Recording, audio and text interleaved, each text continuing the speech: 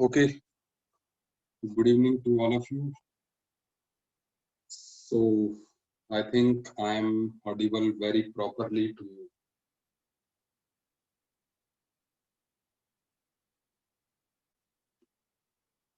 तो अब हम बात स्टार्ट करते हैं आगे। कल वाले लेक्चर में हमने जो किया था दैट वाज हमने जो है डेनियल सेल की डायग्राम बना दी। ठीक है, तो वहां पर हमने सेल को रिप्रेजेंट भी कर दिया था कि आईयूपैक मेथड से जो है किस तरीके से जो है हमारे सेल को रिप्रेजेंट किया जाता है। ठीक है, अब हम इससे आगे बढ़ रहे हैं। ठीक है, तो आगे हम करने वाले हैं, इट इज कॉल्ड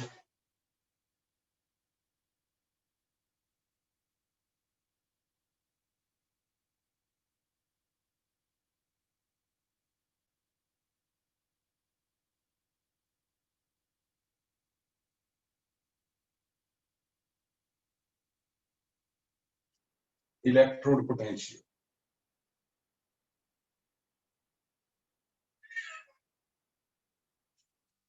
ठीक है, now what this electrode potential is, इसको हम लिख सकते हैं इस तरह से,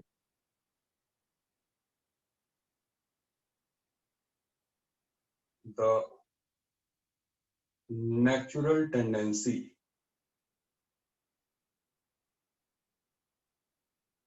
of a substance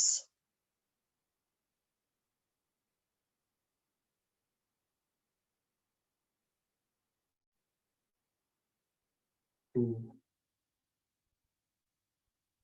lose or gain electrons when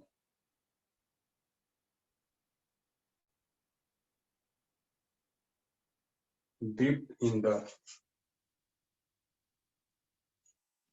solution of its own ions।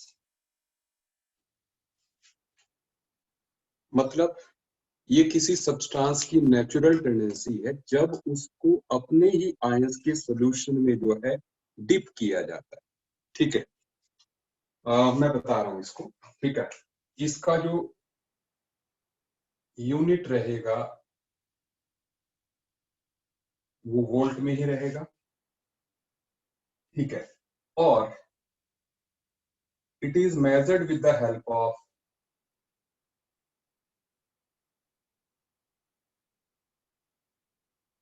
measured with standard hydrogen electrode। ठीक है, it is measured with standard hydrogen electrode. ये SHE मैंने इसकी शॉर्ट फॉर्म लिखी हुई है। ठीक है, आप ध्यान देते रहिएगा। ठीक है, जस्ट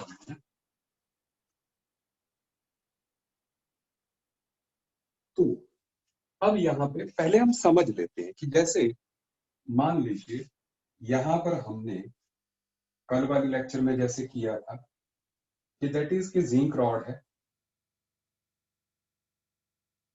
तो हमने जब जिंक रॉड को जिंक आयंस के सॉल्यूशन में डाला था, सो व्हाट हैपेंड, हुआ क्या था कि यहां पर जो है जिंक से Zn2 पॉजिटिव बना और साथ में इलेक्ट्रॉन्स जो है वो मेटल की प्लेट पर इकट्ठे हुए। ये कैरेक्टरिस्टिक जो है ये जिंक का है। Is it okay? ठीक है, तो इसलिए जो है यहां पर मतलब जो जिंक है एक तरह से वो सॉल्यूशन में पॉजिटिव पॉजिटिव ऐसे, और अपनी स्ट्रिप पर जो है वो नेगेटिव बनाए रखने की कैपेबिलिटी रखता है। ठीक है, ये ग्रेडियंट ऑफ चार्जेस जो है ये जिंक की खासियत। कि वो जो है इस ग्रेडियंट को बनाए रखता। आप मेरी बात समझ रहे हैं? ठीक है। अच्छा, जबकि यहां पर जैसे अगर हम कॉपर की स्ट्रिप लगाते तो हमारा कॉपर क्या करता, जब कॉपर 2 पॉजिटिव आयंस में था तो यहां पर क्या हो रहा था कि एक तरह से ये कॉपर 2 पॉजिटिव जो है इलेक्ट्रॉन्स लेके जो है कॉपर मेटल में तब्दील हो रहे, यही हो रहा था, है ना। कॉपर जो है इलेक्ट्रॉन स्ट्रिप से लेता है और मेटालिक कॉपर में जाता है, तो इसका मतलब strip will be having less electrons, तो दैट मींस स्ट्रिप पे जो है पॉजिटिव चार्ज है और बाहर सॉल्यूशन में जो है नेगेटिव रहेगा, जैसा कल वाले लेक्चर में मैंने कहा था। तो ये हर एक एलिमेंट की जो है, मैं फिर से कह रहा हूं, मैंने कहा कि जिंक को आप जिंक आयंस के सॉल्यूशन में डालेंगे तो जिंक जो है Zn2 पॉजिटिव बनाएगा, ठीक है, और इलेक्ट्रॉन्स मेटल स्ट्रिप पे रहेंगे, तो मेटल स्ट्रिप नेगेटिव रहेगी और सॉल्यूशन जो है पॉजिटिव रहेगा। मतलब यहां पर इस स्ट्रिप और इस सॉल्यूशन के बीच में there is a gradient of charge, उसको हम बोलते हैं वैसे लिक्विड जंक्शन पोटेंशियल, लेकिन जो उसका ओवरऑल इन्फ्लुएंस है ना, that is seen in the form of electrode potential, ठीक है। तो यहां पर इसका इलेक्ट्रोड पोटेंशियल इसी वजह से है कि ये जो है अपनी मेटल की स्ट्रिप पर नेगेटिव चार्ज कर पा रहा है और जो है लिक्विड पर जो है पॉजिटिव चार्ज है, ठीक है, ये मेटल की खासियत, ठीक है। और यही कॉपर की है कि कॉपर अपनी स्ट्रिप पर जो है पॉजिटिव चार्ज करता है और सॉल्यूशन को नेगेटिव चार्ज, मतलब एक तरह से कॉपर की स्ट्रिप पर जो है इलेक्ट्रॉन्स की डेफिशिएंसी, तो ये जो वो ग्रेडियंट डेवलप कर पाते हैं इसी को हम इनका इलेक्ट्रोड पोटेंशियल बोलते हैं। Is it okay? आप तक मेरी बात क्लियरली पहुंच रही होगी? Just 1 minute.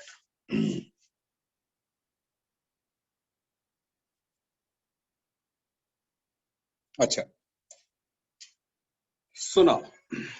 अब इसके बाद जो है आप देखिए, जो इलेक्ट्रोड पोटेंशियल है ना, उसको हम दो तरह से डिफाइन करते हैं, सुनते जाइए।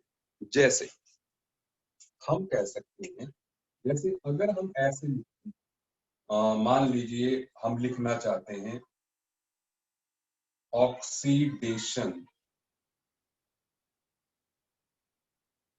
पोटेंशियल ऑफ जिंक, तो इसको हम रिप्रेजेंट करेंगे कि ई जिंक स्लैश Zn2 पॉजिटिव, ठीक है। इलेक्ट्रोड पोटेंशियल को हम रिप्रेजेंट तो करते हैं ई से, क्योंकि जिंक इज गेटिंग ऑक्सीडाइज, तो जिंक से Zn2 पॉजिटिव जो है हमने लिखा, तो जिंक इज गेटिंग ऑक्सीडाइज्ड, ठीक है। सुनते जाइए। ऐसे ही there is another term that is standard oxidation potential of zinc, that is represented as E standard zinc slash Zn2 positive, ठीक है। ऐसे ही अगर हम जैसे मान लो हम लिखना चाहते हैं, ये स्टैंडर्ड क्या होता है मैं बता रहा हूं अभी, ठीक है। स्टैंडर्ड के लिए हमारे पास जो कंडीशन होती है, स्टैंडर्ड स्टेट के लिए जो कंसंट्रेशन होनी चाहिए दैट शुड बी 1 मोलर, जो प्रेशर हो वो जो है 1 एटमॉस्फेयर का हो, ठीक है। 1 बार का हो या 1 एटमॉस्फेयर, जरा सा डिफरेंस है, बट स्टैंडर्ड इज बार, ठीक है ना। और साथ में जो टेम्परेचर है वो 298 केल्विन, तो जो है उस कंडीशन में हम जो है कहेंगे कि हमारा जो इलेक्ट्रोड पोटेंशियल है वो जो है स्टैंडर्ड। Is it okay? सुनते जाइएगा बात। इसी तरीके से अगर हम रिडक्शन पोटेंशियल ऑफ कॉपर लिखना है। आप जिंक का भी लिख सकते हैं, ठीक है, कॉपर का भी लिख सकते हैं, ठीक है। तो it is copper 2 positive slash copper, ऐसे रिप्रेजेंट किया जाएगा इसको, सुनते जाइए। तो एंड इसमें again standard reduction potential of copper will be written as E standard copper 2 positive slash copper। मतलब हम ये कंफ्यूजन में ना रहें कि जो ऑक्सीडाइज होता है उसका ऑक्सीडेशन पोटेंशियल लिखते हैं, जो रिड्यूस होता है उसका रिडक्शन, नहीं, ऐसा नहीं है। जैसे मैं लिखूं तो दैट इज, जैसे अगर मैं कहूं standard reduction potential of zinc can be written as E standard Zn2 positive slash zinc। आपको समझ आ रही है मेरी बात, ठीक है ना? आई होप आपको बिल्कुल कंफर्टेबली जो है मेरी बात जो है समझ में आ रही है, ठीक है। इस तरीके से हम जो है इनको रिप्रेजेंट कर सकते हैं, लेकिन आईयूपैक कन्वेंशंस के अकॉर्डिंग, ठीक है, इसको जैसे ये स्टैंडर्ड ऑक्सीडेशन पोटेंशियल है ना, इसको हम इन शॉर्ट जो है एसओपी कह सकते हैं, स्टैंडर्ड रिडक्शन पोटेंशियल को एसआरपी कह सकते हैं, ठीक है। तो अकॉर्डिंग टू IUPAC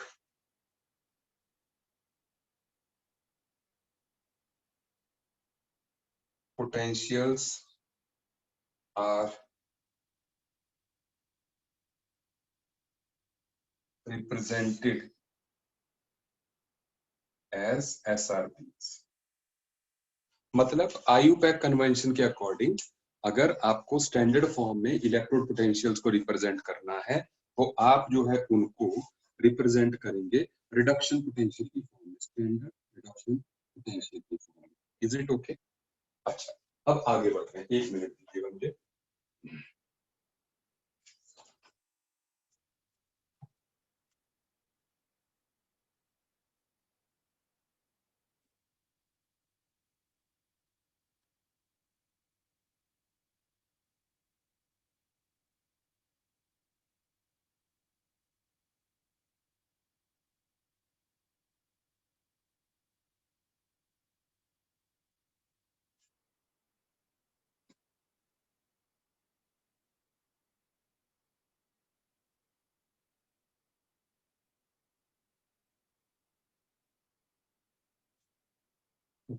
जिस तरह से हमारा इलेक्ट्रोड पोटेंशियल है वो तो एक एक इलेक्ट्रोड का हो गया, लेकिन there is another term that is cell potential.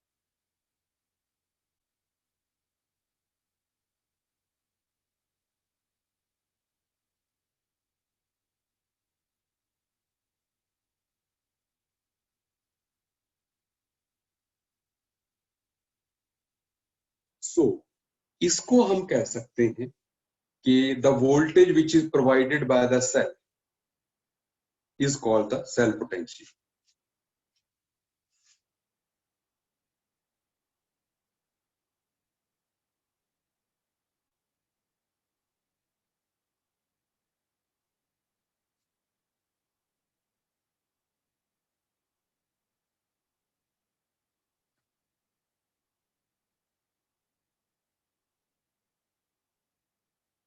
और इस सेल पोटेंशियल को हम डिफाइन करते हैं, E cell is equal to,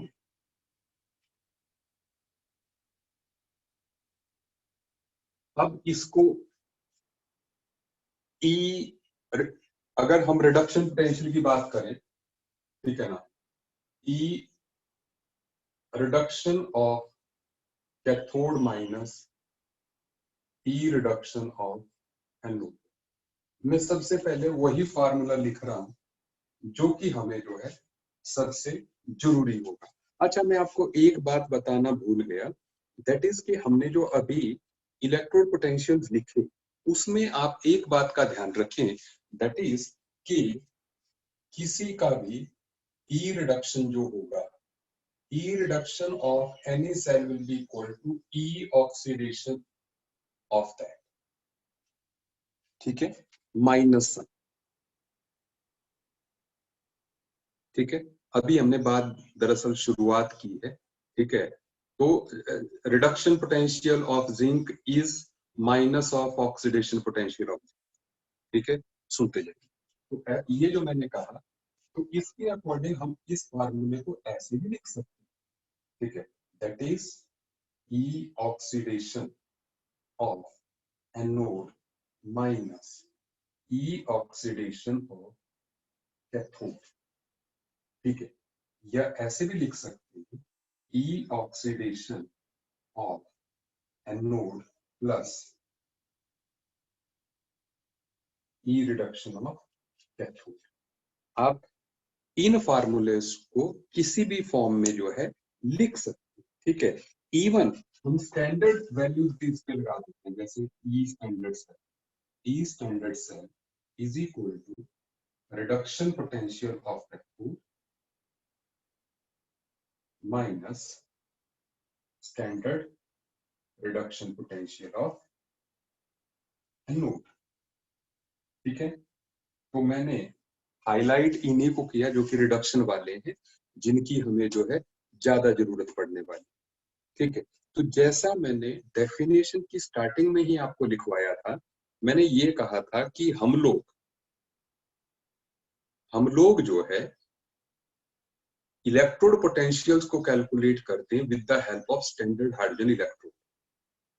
तो अभी हमारा सबसे पहला टास्क ये है कि हम स्टैंडर्ड हाइड्रोजन इलेक्ट्रोड को समझें।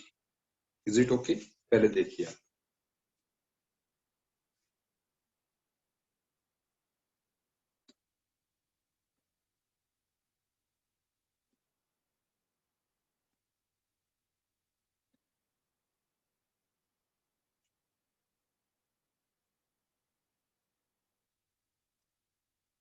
तो अब हम बात करने जा रहे हैं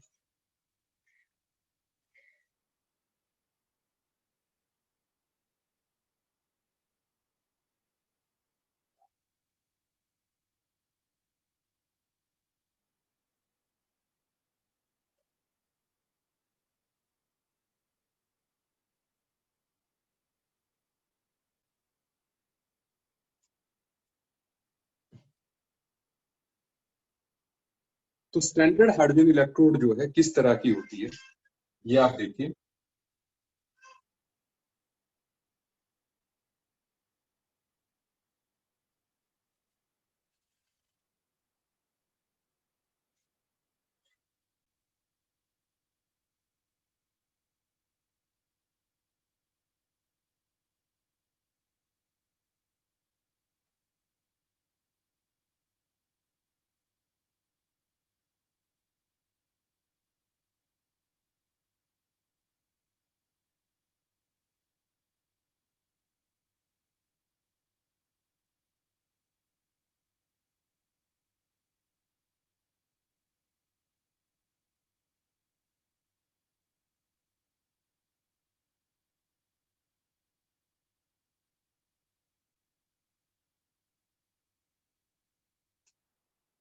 अब मुझे 1 मिनट दीजिए बनाने के लिए।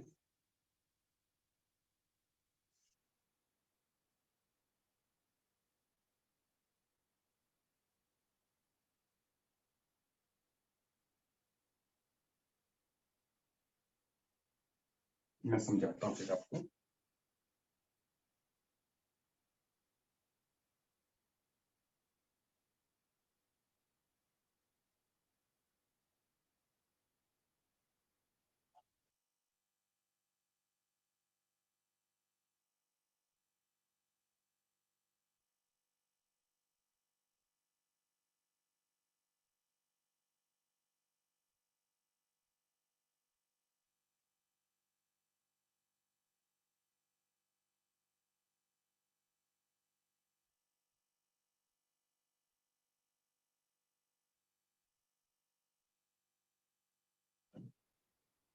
अब आप ध्यान दीजिए,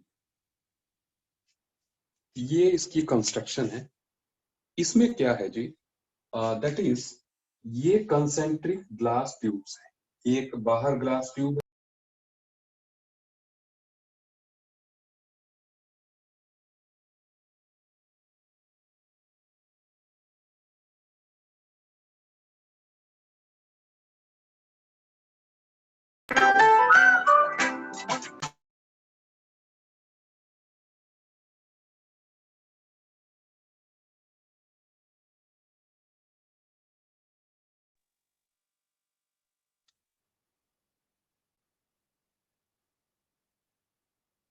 हेलो,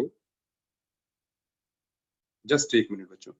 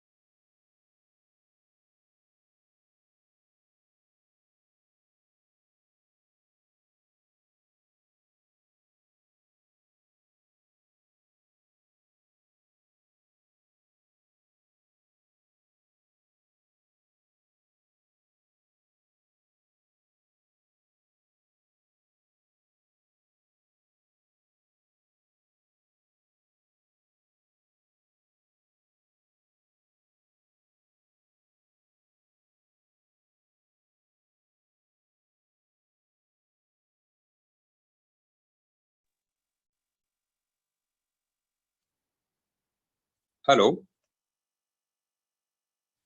यार बच्चों, एक बात बताओ, आर यू लिसन, मेरी आवाज आपको आ रही है? जस्ट एक मिनट है, आपको क्लियरली मेरी आवाज आ रही है ना? ओके, नो प्रॉब्लम, ठीक है ठीक है ठीक है, सॉरी, ठीक है, there was some, done done, ठीक है, सॉरी, बीच में कॉल आ गया था जरूरी यार, ठीक है। अब यहाँ पर ये ग्लास ट्यूब है, उसके अंदर एक ग्लास की ट्यूब है, ठीक है, और ये प्लेटिनम वायर है, ये प्लेटिनम प्लेट है जो कि ब्लैक प्लेटिनम से कोटेड है, ठीक है। तो यहां पर ब्लैक प्लेटिनम इसलिए यूज करते हैं क्योंकि जो है ब्लैक प्लेटिनम से, ब्लैक प्लेटिनम अच्छा एड्सॉर्बेंट होता है, तो जो हाइड्रोजन गैस जो आती है उस वो जो है यहाँ पर एड्सॉर्ब होती है, सुनते जाइएगा, ठीक है। अब उसके बाद जो है, जो H2 गैस यहाँ पर आके एब्जॉर्ब हुई, ठीक है, और सोल्यूशन में H पॉजिटिव आयंस, ठीक है, तो ये H पॉजिटिव और H2 की ही रिएक्शन है, ठीक है। तो अब इस रिएक्शन की पहली बात तो ये है कि जो ई स्टैंडर्ड, जैसे H positive slash H2 slash platinum, इसको रिप्रेजेंट ऐसे किया जाता है, ठीक है, क्योंकि रिडक्शन पोटेंशियल की हम बात कर रहे हैं यहाँ पर, ठीक है ना। तो it is taken as it is equal to 0, ठीक है, मतलब इट इज टेकन 0, एक्चुअली ये 0 नहीं है, but it is taken 0 by convention, ठीक है।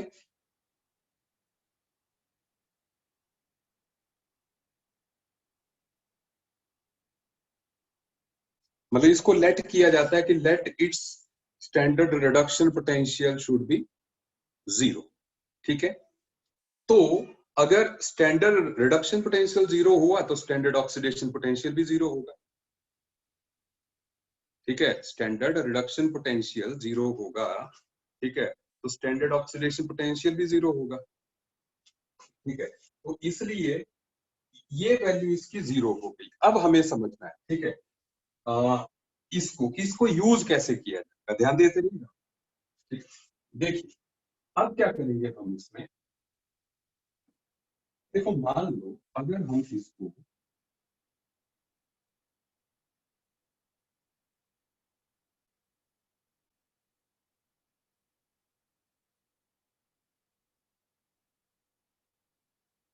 जिंक 1 मोलर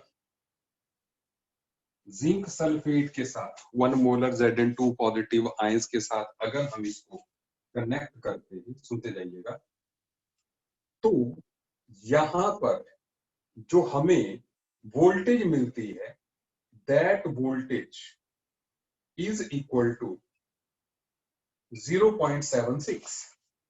सुनते जाइए, जो हमें यहाँ पर ई सेल आएगा ना वो जो है 0.76 वोल्ट आएगा। ठीक है, अब तो इसका मतलब ये हुआ, अब समझते जाइए, पहले तो हम इसकी रिएक्शन को लिखें कि वो क्या आएगा। अगर हम देखो रिएक्शन तो नेट रिएक्शन यहाँ पर ये हो रही है कि हमारा जिंक जो है, ठीक है, यहाँ पर इसकी मैं थोड़ी सी और खासियत आपको ऐड कर दूं, दैट इज कि यहाँ पर होता क्या है, ये कैथोड भी बिहेव कर सकता है और ये एनोड भी बिहेव कर सकता है। ये electrode it is reversible electrode, तो इसलिए जब ये एज कैथोड बिहेव करेगा तो कैथोड बिहेव करने पर जो H पॉजिटिव आयंस हैं वो यहां से 2 इलेक्ट्रॉन्स इस वायर के थ्रू आएंगे एंड H2 गैस के बबल्स बनेंगे। क्या बनेंगे? बबल्स। Is it okay? और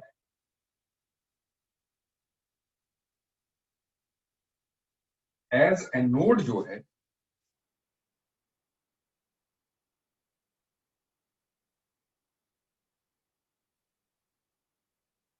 जब ये बिहेव करेगा तो H2 से 2H पॉजिटिव बनेगा। ये दोनों बिहेव कर सकता है और दोनों में ही इसका इलेक्ट्रोड पोटेंशियल जो है वो 0 होगा। सुनिए, तो ऐसे में जो बबल्स होते हैं ना, मतलब कई बार क्वेश्चन में ये इतना ही दिया होता है कि बबल्स वर ऑब्टेन्ड, तो बबल्स वर ऑब्टेन्ड से सीधा मतलब लग जाता है कि हमारे स्टैंडर्ड हाइड्रोजन इलेक्ट्रोड जो है कैथोड बिहेव कर रही है, मतलब दूसरे वाले जो है एनोड बिहेव कर रही है। सुनते जाइए, तो ऐसे में जिंक से, क्योंकि यहाँ पर बबल्स ऑब्जर्व किए गए इस केस में, तो जिंक से Zn2 पॉजिटिव बन रहा होगा, मतलब एंड देन जो 2H पॉजिटिव है वो H2 गैस जो है रिलीज की होगी, that is zinc plus 2H positive Zn2 positive plus H2 gas. ठीक है, और इस सेल को अगर हमने रिप्रेजेंट करना है तो that is zinc slash Zn2 positive and then salt bridge, हमने मान लिया कि सॉल्ट ब्रिज लगाया है, ठीक है ना, and then that is H positive slash H2 slash platinum. We will represent it like this. Is it okay to you? ठीक है, तो यहां पर अब जब हम E सेल निकालें, E स्टैंडर्ड सेल जब हम निकालेंगे, ठीक है ना, that is equal to reduction potential of cathode, तो कैथोड कौन है?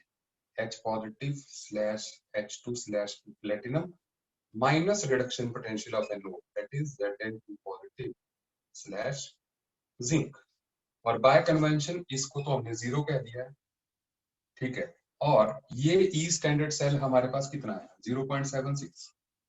ठीक है, is equal to minus E standard Zn2 positive slash zinc, तो ये आ गया E standard Zn2 positive slash zinc is equal to minus 0.76 volt. ठीक है, this is the case. Is it okay? ठीक है, तो ये सारा आप देख लीजिए एक बार जो है कि किस तरीके से जो है हम स्टैंडर्ड हाइड्रोजन इलेक्ट्रोड के साथ कनेक्ट करके जो है हम पता लगाते हैं किसी हाफ सेल का reduction potential. Is it okay? एक बात तो हो गई ये कि हमने जिंक का निकाला। अब सुनिए, जिंक आ गया माइनस में, वैसे इस माइनस का सिग्निफिकेंस, माइनस साइन यहाँ पे आ रहा है, माइनस का सिग्निफिकेंस ये है कि हमारा जिंक जो है रिड्यूस नहीं होना चाहता।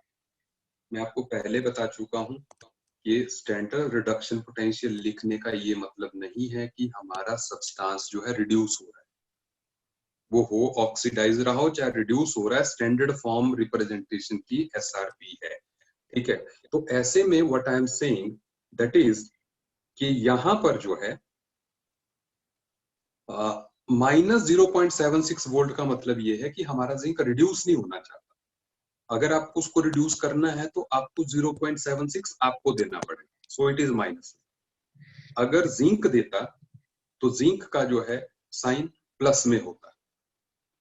ठीक है, अगर जिंक जो है वोल्टेज देता, जैसे oxidation potential of zinc is, oxidation potential of zinc is positive, वो +0.76 वोल्ट होगा।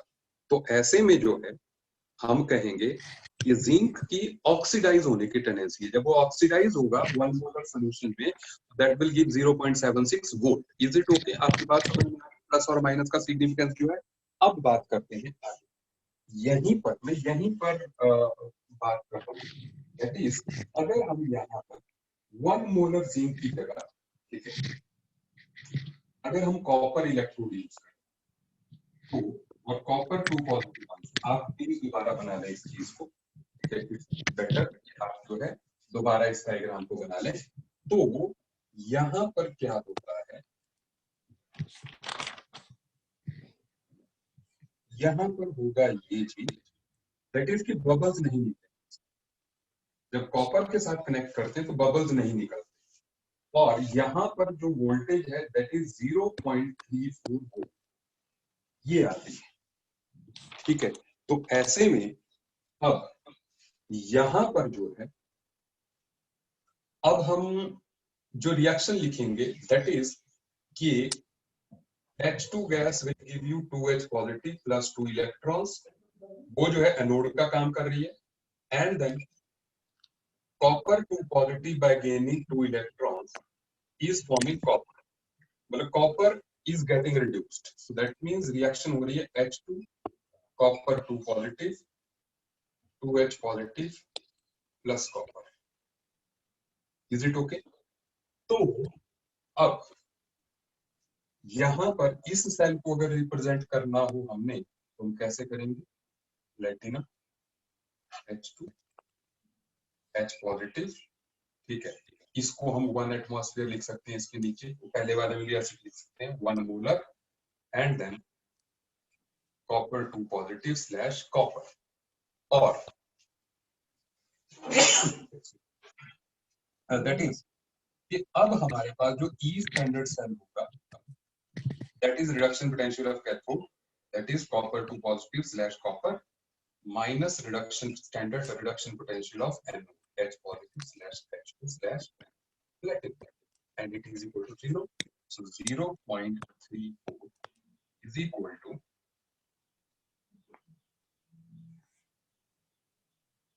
तो मतलब यहां पर हमारा standard reduction potential of copper कितना आ गया, 0.34।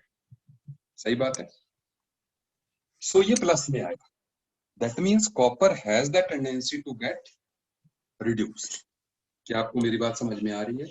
तो इस तरीके से जो है हम निकाल सकते हैं हर एक हर एक इलेक्ट्रोड को हमने कनेक्ट किया विद स्टैंडर्ड हाइड्रोजन इलेक्ट्रोड, और जब जो है हमने स्टैंडर्ड हाइड्रोजन इलेक्ट्रोड के साथ जो है कनेक्ट किया तो हमें हर इलेक्ट्रोड का स्टैंडर्ड रिडक्शन पोटेंशियल आ गया।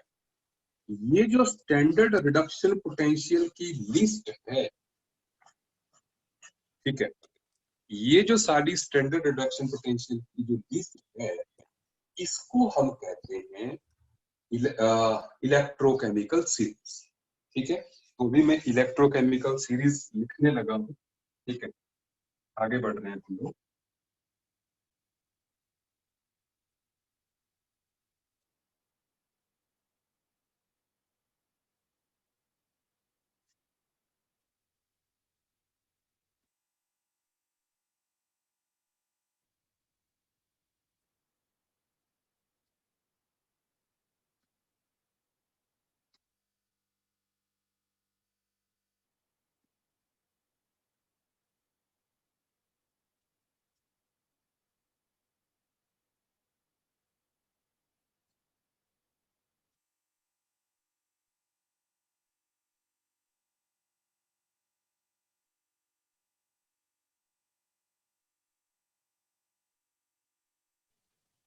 तो इलेक्ट्रोकेमिकल सीरीज की डेफिनेशन क्या है, ये जो है आप एक बार लिख लें,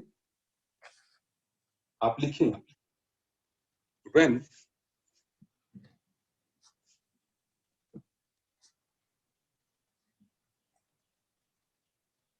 the half cells are arranged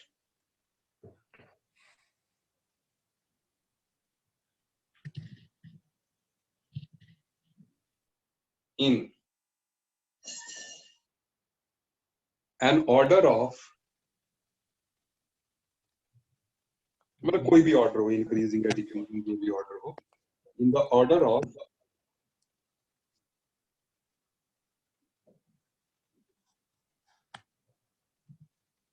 their standard reduction potentials,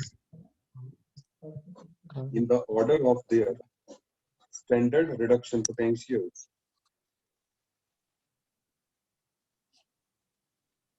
the series obtained is called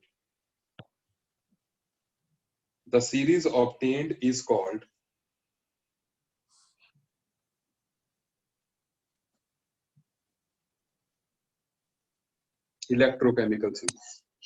तो यहां पर अभी मैं आपकी चैट को नहीं देख पा रहा हूं, ठीक है ना, लेकिन अभी मैं यहाँ पर जो है आपको करवाने लगा हूं वही इलेक्ट्रोकेमिकल सीरीज जो है मैं लिखवा रहा हूं, आप ध्यान दीजिएगा, ठीक है। कुछ लिमिटेड नंबर ही मैं लिखवा रहा हूं, ठीक है।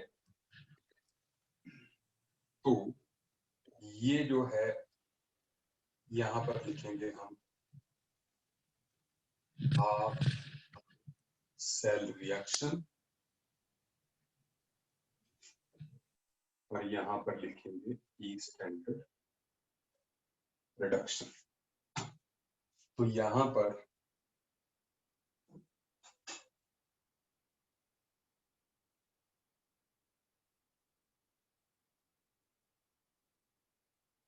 ये सारे वोल्ट में रहेंगे,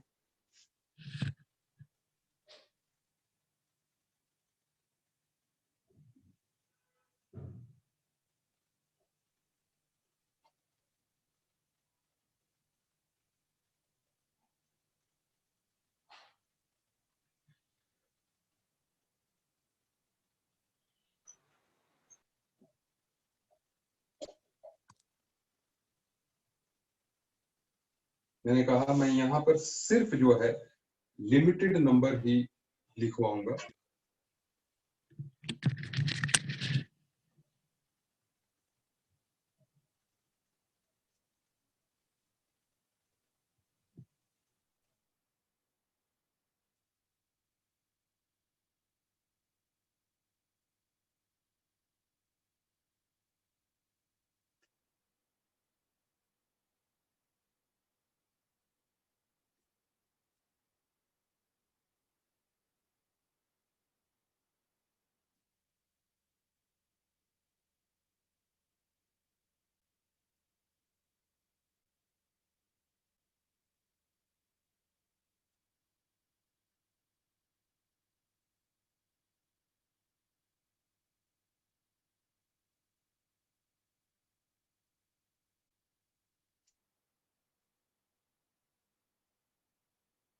ये तो हमने अभी पता किया।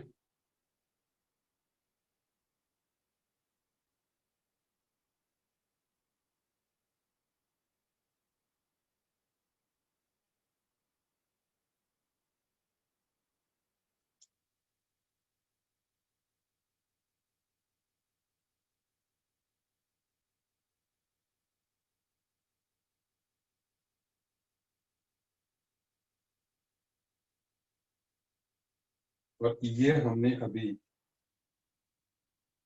0.00 वोल्ट,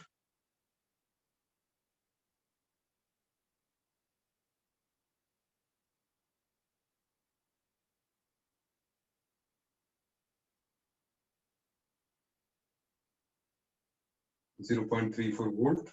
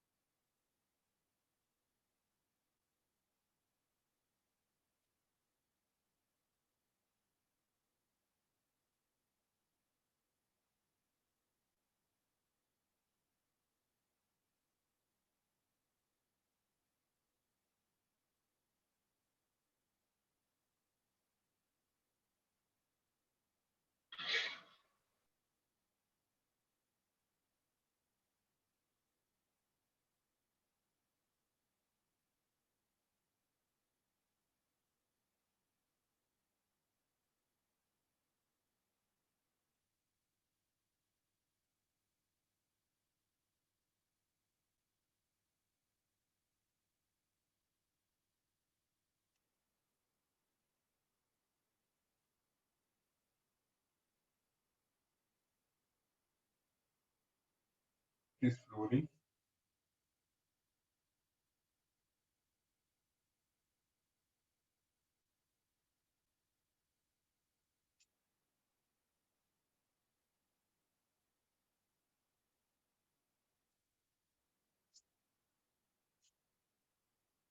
आई होप आपको जो है ये दिख रहा है।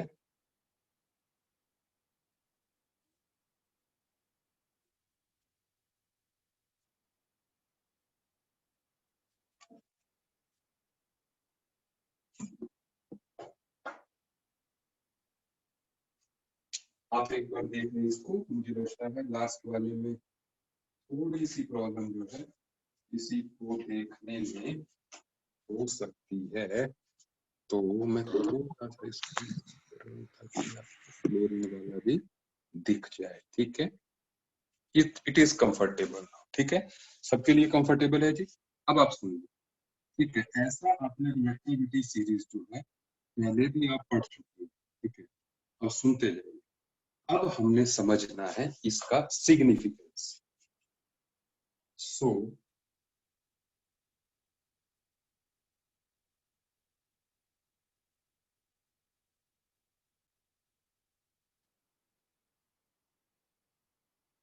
Significance of electrochemical series. देखिए, पहली बात तो ये है यहां पर, दैट इज कि जो सबसे ऊपर होगा वो इस सीरीज का strongest oxidizing agent, reducing agent, क्योंकि lithium would like to get oxidized. ठीक है, तो ये जो है स्ट्रॉन्गेस्ट रिड्यूसिंग एजेंट। ठीक है, और साथ में जो है ये जो लिथियम होगा ये जो है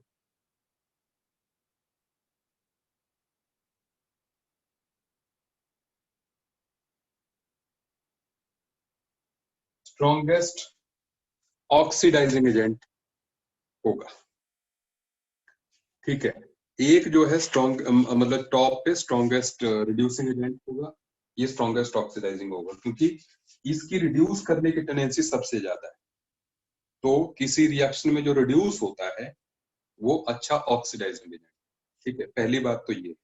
तो मतलब ये हो गया कि टेंडेंसी टू गेट रिड्यूस्ड जो है डाउन द ग्रुप इंक्रीज हो, tendency to get reduced down the group जो है इंक्रीज होगी। इसकी टेंडेंसी टू गेट रिड्यूस्ड सबसे ज्यादा होगी, इसकी सबसे कम होगी। लिथियम सबसे आसानी से ऑक्सीडाइज हो गए, इसलिए सबसे स्ट्रॉन्गेस्ट रिड्यूसिंग एजेंट हमने जो है लिथियम को बोला। सुनते जाइए, एक बात तो ये होगी।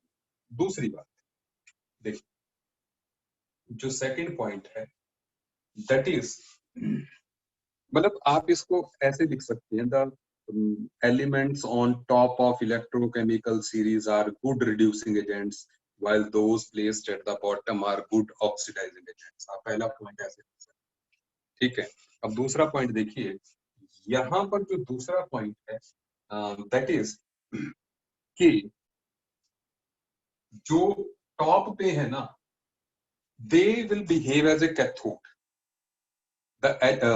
anode। The elements which are higher in the electrochemical series, जिनके reduction potentials lower हैं, ठीक है ना, they will behave as a anode।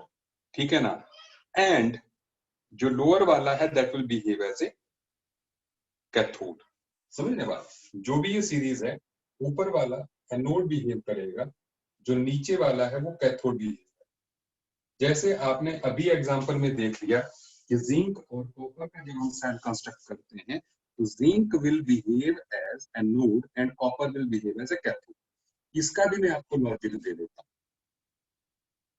देखो, आपको अगर पता करना हो ना, तो सेल के वर्क करने के लिए, मतलब अगर मैं आपको हिंट के तौर पे कहूं, for a cell to work,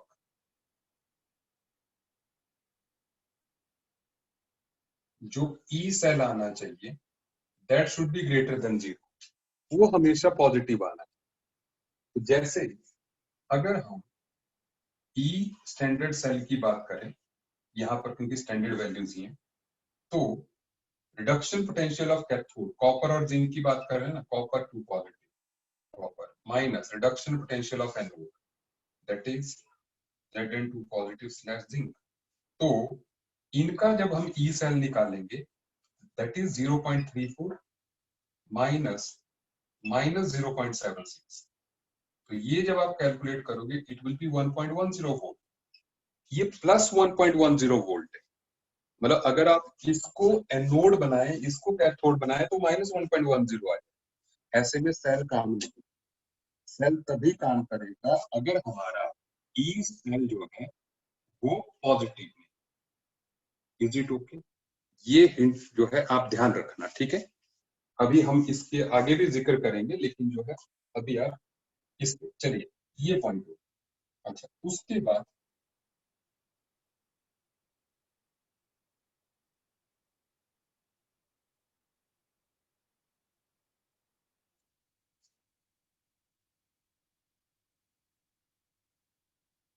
the next point is the elements which are placed above hydrogen.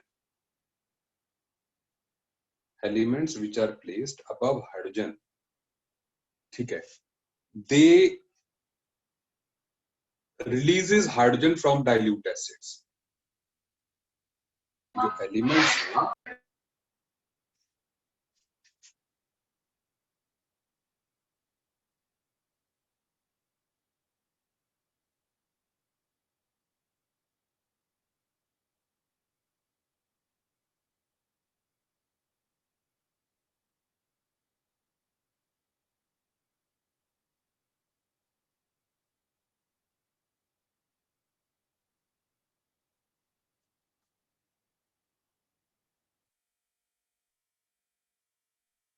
मतलब जैसे Zn2 जिंक है, HCl के साथ रिएक्ट करेगा, ZnCl2 प्लस H2 बनाएगा, लेकिन ऐसा सिल्वर नहीं कर पाए।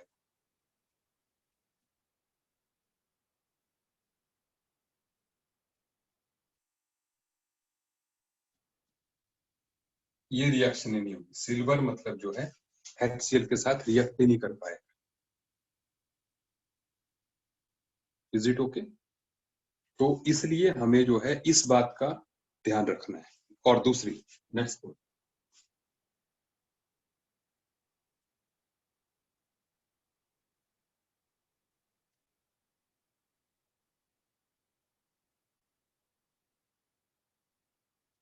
या हेलोजेंस की बात कर लेते हैं। Halogens placed below displaces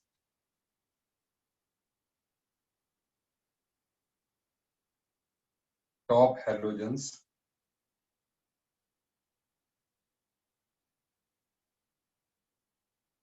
from their salts। मैं एग्जांपल के साथ बता रहा हूं, देखो अगर यहां पर मैं आयोडीन और ब्रोमीन का एग्जांपल, तो मतलब ये रिएक्शन आराम से होगी, that is 2Ki plus Br2 giving you 2kBr plus I2। जो हेलोजन नीचे है वो जो है ऊपर वाली हेलोजन को उसके सॉल्ट्स में से डिस्प्लेस कर दे, ठीक है। आप समझते रहे इस बात को, पर इसका भी लॉजिक है, इसका भी लॉजिक है। देखो मैंने कहा everything is decided by E cell.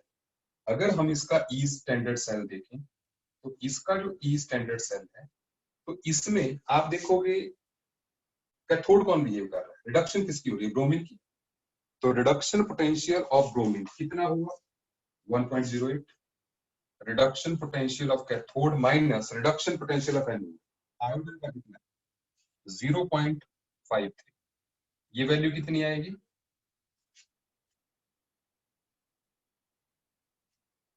कितनी आ रही है, आंसर दो।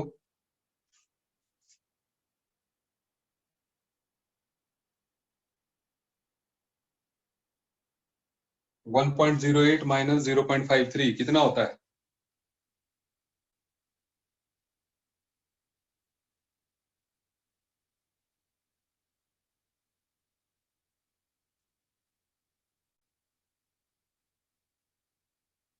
Zero point five five volt. ठीक है, तो 0.55 जो है इसकी वैल्यू आ जाएगी। क्या आपको मेरी बात समझ में आ रही है? तो ये पॉजिटिव वैल्यू है ना, पॉजिटिव वैल्यू है, इसलिए ये रिएक्शन हो जाएगी। अगर आप उल्टा लिखेंगे तो माइनस 0.55 आएगी, तो माइनस वाला रिएक्शन हो, क्योंकि ई सेल पॉजिटिव आना चाहिए, ध्यान रखिए। ठीक है, तो इसलिए हम ये भी पता कर सकते हैं कि रिएक्शन कौन सी होनी है, कौन सी नहीं होनी। सुनते जाइए।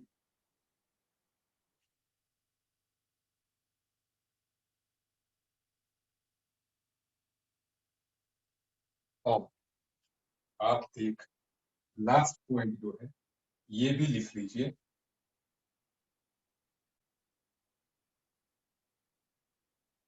Elements on top have stable oxides. मतलब इसका आप समझिए, जैसे मान लीजिए Li2O है, Li2O को अगर आप हीट करेंगे ना, there will be no reaction. ऐसे ही Al2O3 को अगर आप हीट करेंगे, there will be no reaction.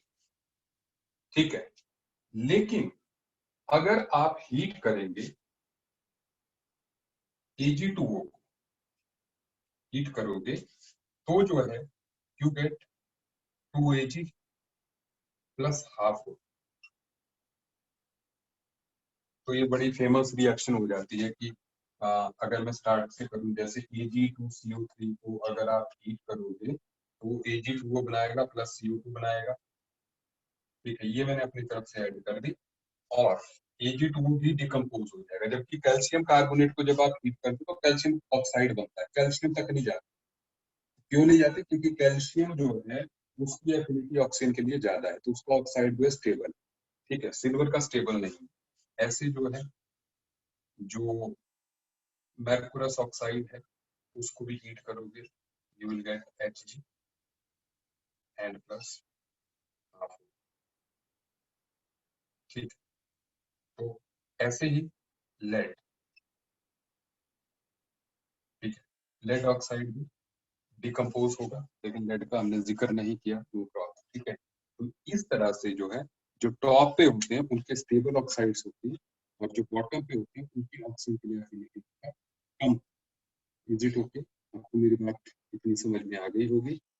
ठीक है, तो आज की क्लास में हम लोग जो है इतना ही करेंगे। ठीक है, आई होप आपको सारी बात जो समझ में आ गई होगी। एक मिनट।